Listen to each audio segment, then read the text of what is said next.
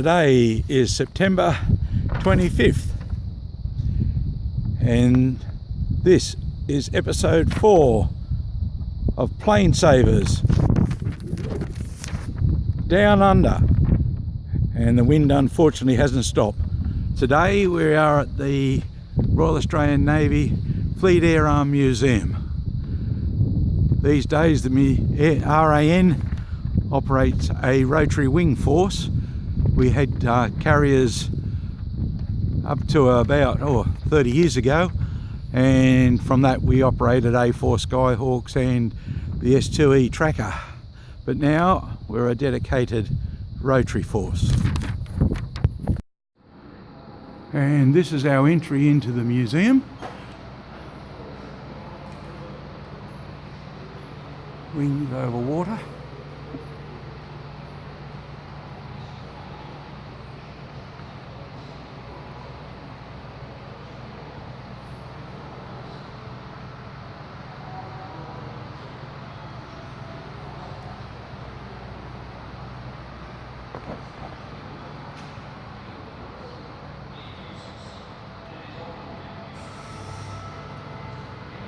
We might head upstairs and see what we can see from up there.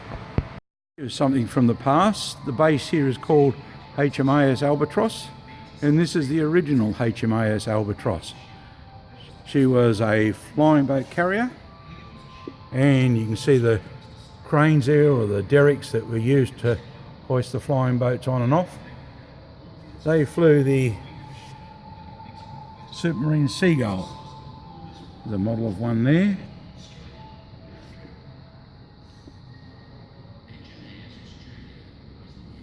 But that was if you like, our first aircraft carrier. Here's a view of the base. The hangar doors are closed because of the high westerly winds, but the new Romeos are based over towards the right. And here's an even better view from the balcony of the museum.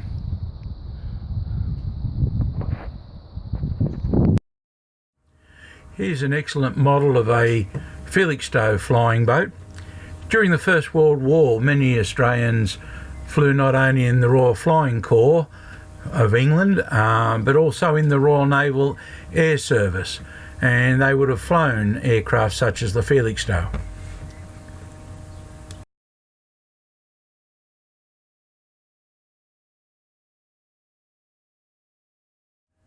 Over the back there is a Fairey Firefly. In the foreground, a Hawker Sea Fury. Again in the back behind that, a Fairey Gannet, and to the right, two Bristol Sycamore helicopters. Because aircraft like this Sopwith Pup were launched on platforms built over the top of the naval guns on cruisers and battleships. So there's your entrance, and while we have such a big naval gun, in the early days the Navy operated the aircraft off their big ships, their capital ships, and later on aircraft like the Walrus in the background on the photo there, which were hoisted over the side, being amphibians, could land and take off on the water. In the forefront here we have a Sea Fury, Hawker Sea Fury. To the left at the back, a Fairey Firefly. To the front of the Sea Fury, a Fairey Gannet. And around to the right, two Bristol Sycamore helicopters.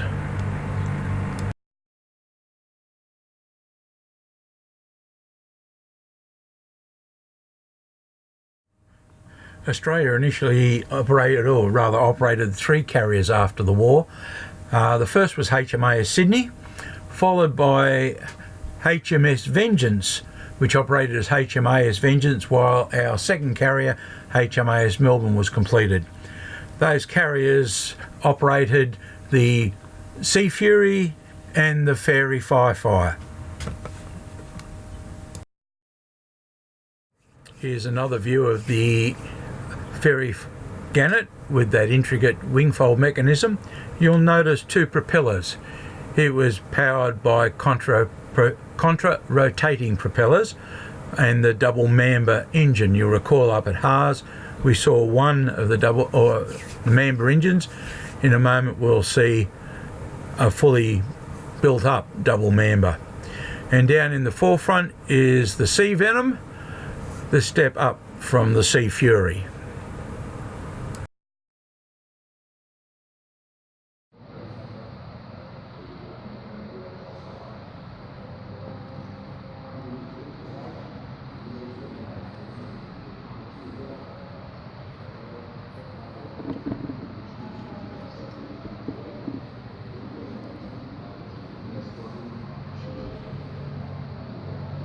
You can see this from the sign there. These are aircraft from 1947 to 55, and over this side are the aircraft from 55 to 67.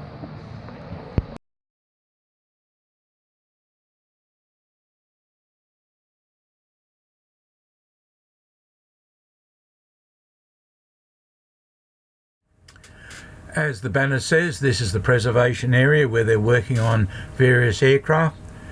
The first aircraft is the Squirrel. Over the back there is a very large radial engine, and there is the fuselage of a Sikorsky Dragonfly.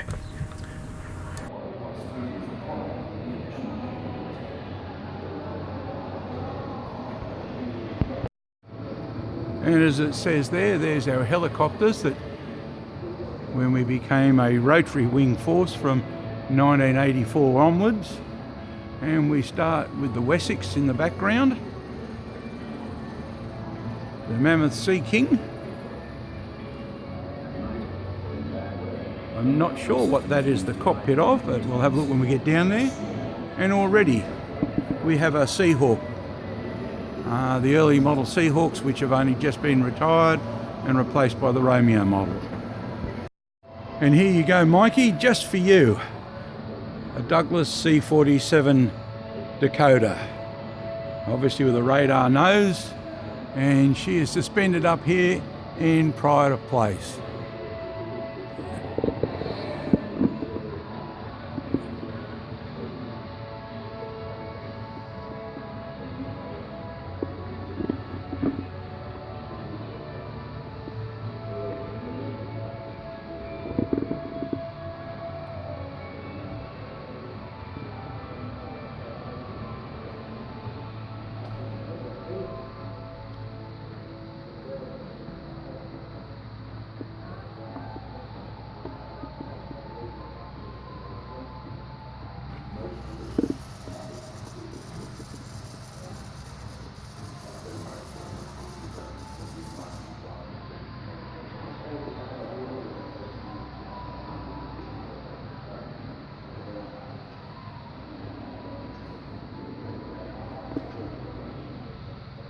Of course, what would be a C-47 without the hamburger door up there.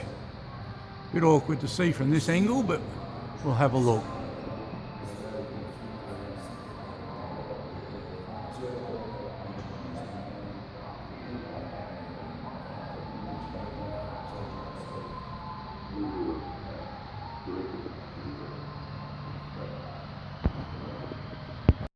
There's a better view of her, up there in all the glory.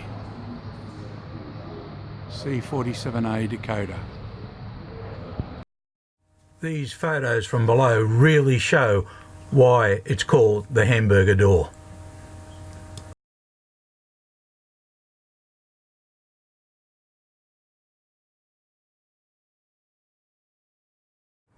And this example is a Westland Scout helicopter.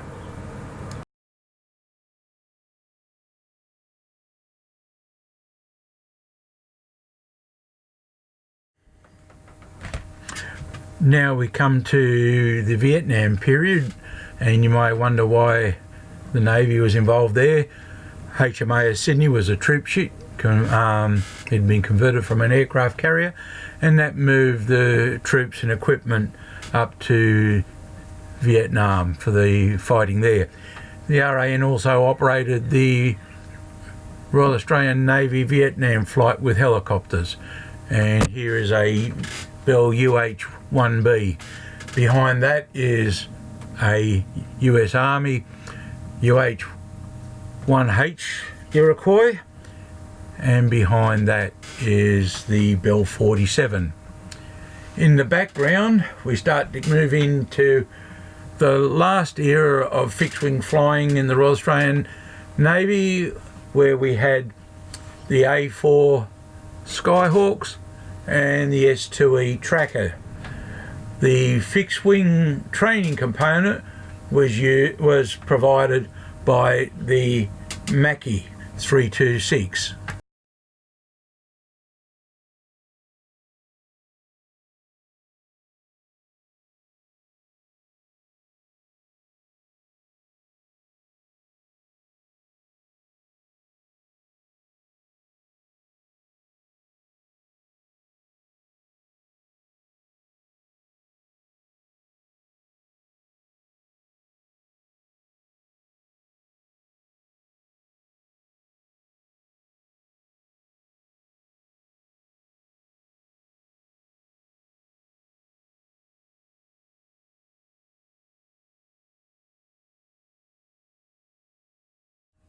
The orange machine next to the Macchi is the Australian designed and built Jindovic pilotless target drone that was used by the RAAF and the RAN, as well as in other countries. I think England, Sweden and some other countries also use the Jindovic.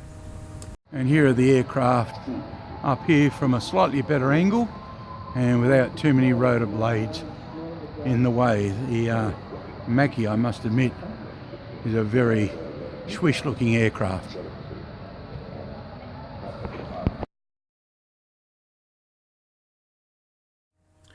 The Navy also had as I said, a fixed wing training element that started very early in the FAA era. The basic training was done in the CAC Windjill, which we saw up at Haas also. It progressed later on to the Vampire, two-seat trainer, and you can even say the Jindovic was a training aircraft used for gunnery practice.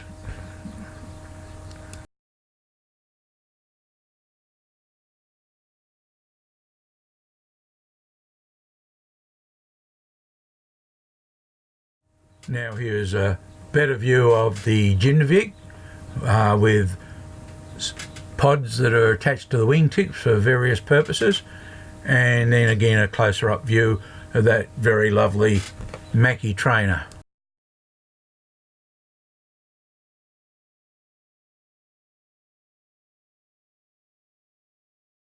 Thought you might enjoy the chuckle up here.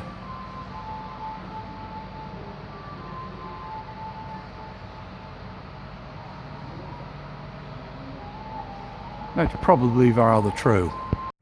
That's the end of part one of our visit to the Fleet Air Arm Museum.